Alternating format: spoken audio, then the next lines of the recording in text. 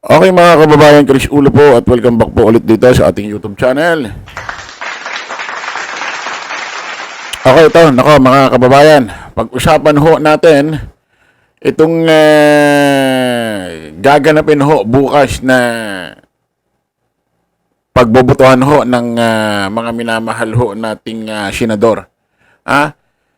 Kasi alam niyo naman, ito hong Korte Suprema, naglabas na ho ng desisyon ho dito sa impeachment trial ho ni VP Inday Sara Duterte na unconstitutional. Bukas ho, may mangyayaring butuhan ho. Magdedebate muna yan, mag-uusap-usap muna yan Tapos magbobotohan. Kung dapat bang dinggin, i-impeach trial pa rin, ito ho si VP Inday Sara Duterte. Kahit ho itong Supreme Court ay naglabas ho ng desisyon na ito hong impeachment trial ni VP Inday Sara Duterte ay unconstitutional. Ito hong ating Speaker Martin Romualdez, Speaker of the House, nag-file ho, ng MR. Pakinggan ho natin to mga kababayan. Formal lang inapela ng Kamara ang desisyon ng Korte Suprema na unconstitutional reklamo impeachment laban kay VP Sara Duterte. Ang babala naman ng isang kongresista, pwede umunong ipa-impeach ang mga maestrado. Nako. Baliwalain nila ang apela ng Kamara. Nasa frontline na balitang yan, Marian Enriquez. The House will not bow in silence. Ito ang pinanindigan ni House Speaker Martin Romualdez sa hinain ng Kamara na motion for reconsideration sa desisyon ng Korte Suprema na unconstitutional ang impeachment complaint kay Vice President Sara Duterte. We filed this motion for reconsideration not to provoke, but to protect. Not to assert supremacy, but to restore balances. Giit pa ni Romualdez, kalabisan ang ginawa ng SC, kaya hindi raw mananahimik ang Kamara. If impeachments can be blocked by misunderstood facts or rules made after the fact, then accountability is not upheld, it is denied. To insist on constitutional integrity is not to weaken the democracy, it is to strengthen it. Binigyang diin sa mosyon ang pagtatama ng Kamara sa anilay factual misreadings ng Korte Suprema. Gayon din ang basta-basta na lang daw na pag-i-impose nito ng bagong patakaran. Sabi ng Kamara, kumilos sila sa impeachment complaints nang naaayon sa konstitusyon. Wala rin daw silang pinabayaang impeachment complaints. Inaksyonan daw ng Kamara sa loob ng 10 session day ang isinumite na ika-4 na impeachment complaint sa Senado. At matapos itong masumite sa Senado, doon lamang daw in-archive ang naunang 3 impeachment complaints.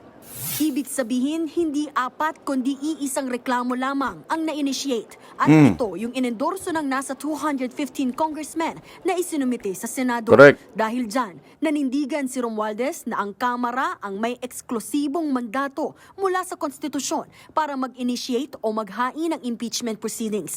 Kaya nananawagan silang i-reconsider ng Supreme Court ang kanilang desisyon.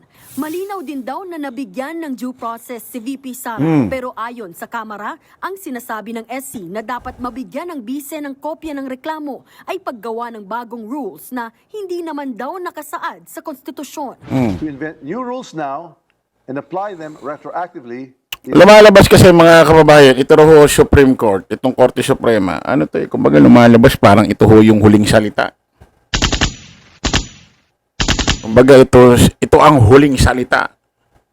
Ito ang huling nagdidesisyon. Ang problema, mga kababayan, ayon sa mga lawyer, ayon ho rito sa House of Representatives, especially ito kala Speaker Martin Romualdez, hindi ho naaayon sa Constitution ho yung ginawa hong desisyon ho ng Supreme Court about ho rito sa impeachment trial ho ni VP Inday Sara Duterte na ang hatol nila, desisyon nila ay unconstitutional.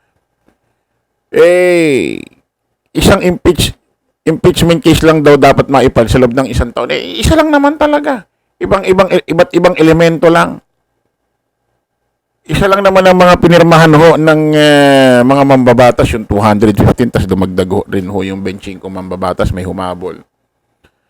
Ang problema rito, kahit sinasabing huling salita, itong Supreme Court, Korte Suprema, kahit ba mali, kinakailangan sila masunod.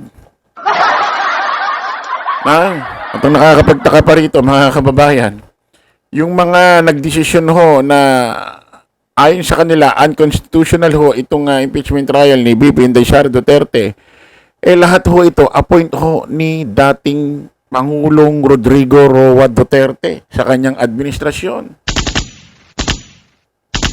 Wala man lang nag-iba ng desisyon, no? Lahat sila pare-parehas ang ano yan. Ha? Masyado naman yatang walang kabayas-bayas ha. Hindi obvious, walang kabayas-bayas mga sir, mga mama. Is not just unfair, it is constitutionally suspect. Pero paano naman kung baliwalain ng Korte Suprema ang mosyon ng Kamara? Ayon kay mamamayang Liberal Party List Representative Leila De Lima, pwedeng ipa-impeach ang mga mahistrado.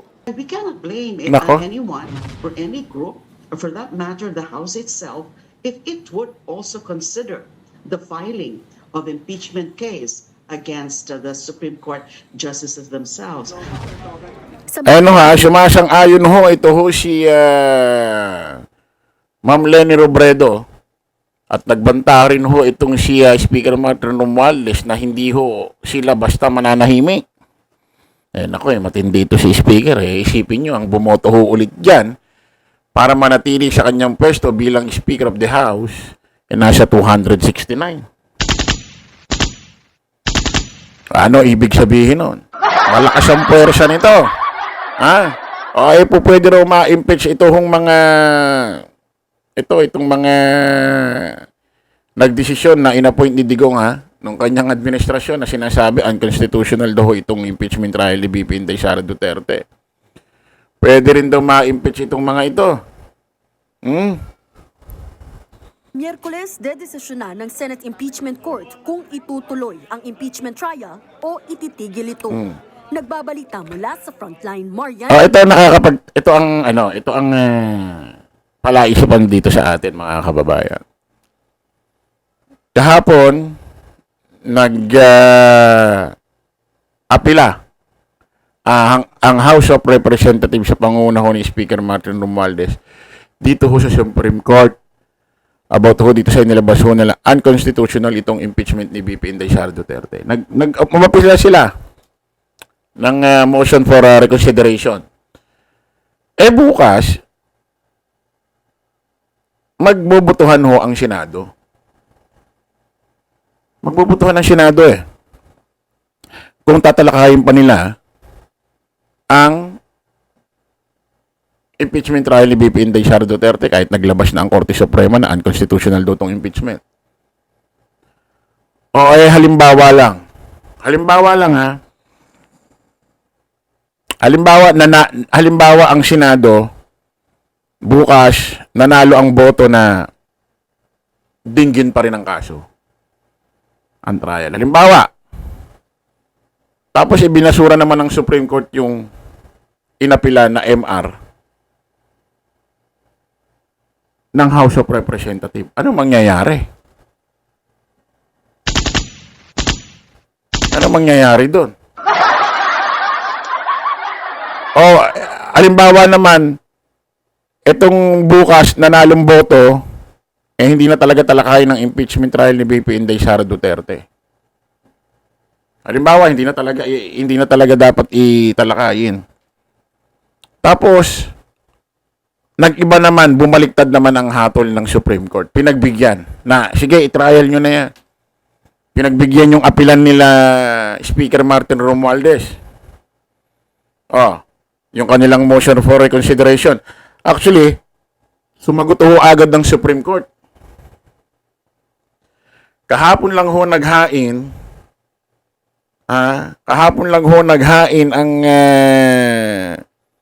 ang House of Representatives ng MR. Sumagot agad ho ang Supreme Court. Ito sagot. Pero ang sagot hindi ho para sa House of Representatives, para ho rito sa kampo nila BP Inday Sara Duterte. Ang sabi ng Supreme Court ito, inaatasan ng Supreme Court si Vice President Sara Duterte at abogadong si Esraelito Torion na magkomento kaugnay sa Motion for Reconsideration or MR na inihain ng Kamara or House of Representative. Eh, ang nakakapagtaka rito, bakit ang pinasasagot pa rin ho ng Supreme Court itong si Torion at ito si VP Inday Sara Duterte? Eh, final na ho yung inilabas ho ng Supreme Court na unconstitutional. Bakit ang pinasasagot pa rin itong dalawa? Parang lumalabas itong Supreme Court, eh, umiiwas na ho sa pusoy. Naku po, naloko ko na. So, abangan natin kung ano mangyayari ho bukas. Sa teleseryeng ito, matindi yung usapin talagang politika rito sa ating bansang Pilipinas, ano? Matindi pa sa Batang Quiapo, eh. Okay, kita ulit tayo sa panibagong live vlog. Bye-bye.